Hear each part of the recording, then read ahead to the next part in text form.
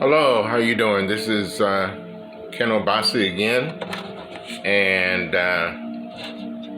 I'm gonna do a tarot reading, and today is March the 31st, end of the month, last day of March. We're going into April. First card that I pull here is existence. And you are not accidental. Existence needs you. Without you, something will be missing in existence, and nobody can replace it. That's what gives you dignity. That is the whole existence. That the whole existence will miss you.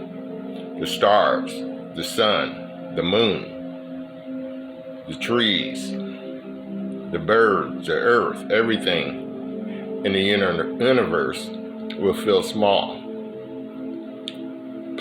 Small. Place is vacant, which cannot be filled by anybody but you. This gives you a tremendous joy, a fulfillment, that you are related to existence. And existence cares for you. Once you are clean and clear, you could be tremendous. You can see tremendous love falling on you from all directions. So I don't know if you can see this card, got a little reflection, So yeah, look like somebody is sitting on a leaf, in the universe, but no, we are all here not by accident.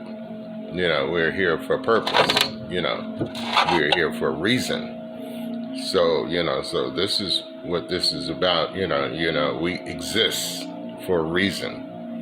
It's not nilly-willy. It's not, just by chance. This is what we're about. It's the naked figure sits on a lotus leaf of perfection, giving the beauty of the night sky. She knows that home is not a physical place in the outside world, but an inner quality of relaxation and acceptance. So basically, like I was saying, we're here for a reason, and it's about us finding out what that reason is. Next card here is change. Change. Hopefully you can see it. Kind of looks like that piece behind me. The piece behind me is called the crossroads. As you can see, the X. The crossroads. And crossroads of the world. And definitely we're at a crossroads. We're at a crossroads. There has to be change. Life reflects itself mindlessly. Unless you become mindful, it will go on repeating like a wheel. That's why Buddhists call it the wheel of life and death, the wheel of time. It moves like a wheel. Birth is followed by death. Death is followed by birth. Love is followed by hate. Hate is followed by love. Success is followed.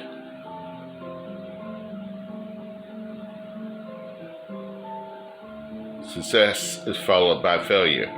Failure is followed by success. Just see. If you can watch just for a few days, you will see a pattern emerging, a will pattern. One day, a fine morning, you are feeling so good and so happy, and another day you are dull, so dead that you you could almost be thinking about suicide. And just the other day, you were so full of life, so blissful, that you were feeling thankful for God, that you were in a mood of deep gratefulness. And today there's a great complaint, and you don't see the point why one should go on living. And it goes on, but you don't see the pattern. Once you see the pattern, you can get out of it. You can get off that wheel. Sometimes you can get off that wheel of reincarnation. You can get that off that wheel of a pattern, because the main truth is change. Change. Everything changes. Everything transforms. Energy does not disappear, but it just rearranges and becomes another form or another shape. So, so the basic thing is change, and the world is changing, and things are going to change all the time. Things change every day, change every moment. So, it's just that but there's one thing that we can all do, and just to be in touch with the inner self, that inner essence, that inner situation where there's no change, only breakthrough to perform breakthroughs into breakthroughs, or to perform breakdowns into breakthroughs, is the whole function of a master. The psychotherapist simply patches you up. That is a function. He is there to perform you or transform you. You need metapsychology, the psychology of the Buddhists. It is the greatest adventure of life to go through, break down consciously. It is the greatest risk, because there's no guarantee that the breakdown will become a breakthrough. It does become, but there's things cannot be guaranteed. Your chaos is very ancient. For many, many lives you have been in chaos. It is thick and dense. It is almost a universe in itself. So when you enter into it with your small capacity, of course, there's danger. But without facing the danger, nobody has ever become integrated. Nobody has ever become an individual, indivisible.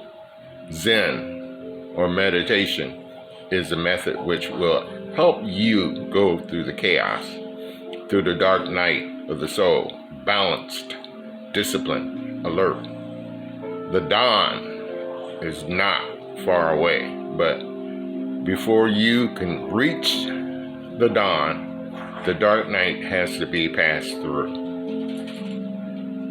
And as the dawn comes closer, the night will become darker. We are going through a breakthrough now. There are so many crazy things that are happening in the world now. Things that you would never have thought would happen, but before anything get better, things get worse.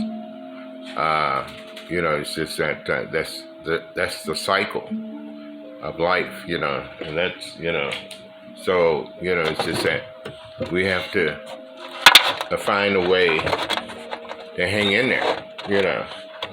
You had to find a way to transcend, you know, this craziness, you know, transcend this chaos, transcend this shenanigans or whatever you want to call it, you know.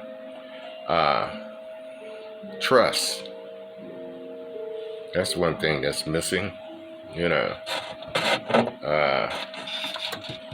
Don't waste your life for that which is going to be taken away. Trust life. If you trust, only then can you drop your knowledge.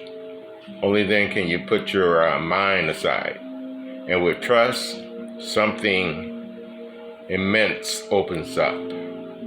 Then the life is no longer an ordinary life. It becomes full of God, overflowing. When the heart is innocent and the walls have disappeared, you're bridged with infinity, or you are beseeched with infinity, and you're not deceived. There's nothing that can be taken away from you. That which can be taken away from you is not worth keeping, and that which cannot be taken away from you, why should one be afraid of being taken away, or having it taken away? It cannot be taken away. There's no possibility. You cannot lose your real treasure. You cannot lose your real treasure. So, I mean, you know, sometimes we're in this world, we just worry about things being taken away, material things, you know, from the material world. You know, and when it really comes down to it, you know, it wasn't really that important anyway, you know. I mean, there are some things that, of course, are important, but at the same time, it's not like you can't do anything about it, you know. Morality. This kind of an ancient sense that is not happening in this world now, you know. You know, you can see all the things that are going down, you know. People have lost their morals, you know, lost their principles, you know. You know, there's, you know, it's crazy. It's crazy. You know, so-called good people, do-gooders, you know, unless awareness arises in you, all your morality is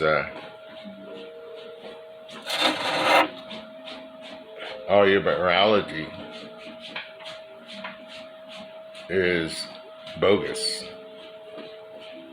All your culture is simply a thin layer, which can be destroyed by anybody.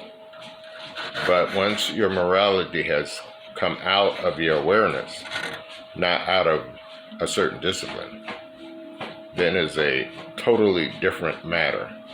Then you will respect in every situation out of your awareness. And whatever you do will be good. Awareness cannot do anything that is bad. That is the ultimate beauty of awareness, that anything that comes out of it is simply beautiful. It is simply right, and without any effort and without any practice. Awareness, you know, awareness is lots of times is eradicated through emotion, you know, and we are emotional people. Emotion is beautiful, but when it gets to a point where it blocks out our awareness, blocks out our perception, you know, and it becomes stronger I mean, we live in a culture that you know that pushes this energy of emotion, or pushes the gaslight of creating people to become overly emotional, you know, and and when we become overly emotional, I mean, whether it's for small things or big, it doesn't make any difference or whatnot, you know, then our awareness is blocked. And when our awareness is blocked, we have no morality. You know, we do what we emotionally want to do. So, so rather than cutting the leaves and the branches and the roots and cut the roots, there's no other method than a single method: the method of being alert, of being aware, of being conscious. You know, so you know, it's just that yeah, when our awareness is taken away emotionally, a lot of times, you know, what helps sometimes is what helps all the time is meditation, and go somewhere and breathe, and you know, I mean, you know, separate from the things around, from our thoughts, you know, for the things that we think is going to happen or whatnot, you know, to just separate, you know. I mean, put a distance between, you know, those things, you know. And but as you know, that is what's happening in the world. People are over emotional, you know, isolation, isolation, isolation, you know, and we are miserable because we are too much in the self. What does it mean when I say you're too much in the self? And what exactly happens when we're too much in the self? Either you can be in existence, or you can be in the self. Both are possible. Both are not possible together. You can't do them at the same time. To be in the self means that to be apart, to separate. To be in the self means to become an island. To be in the self means to draw boundaries around you. To be in the self means to make a distinction between this I am and that I am not. The definition of the boundary between I am, I and not I, is what the self is. The self isolates. It becomes you. It makes you frozen. You're no longer flowing.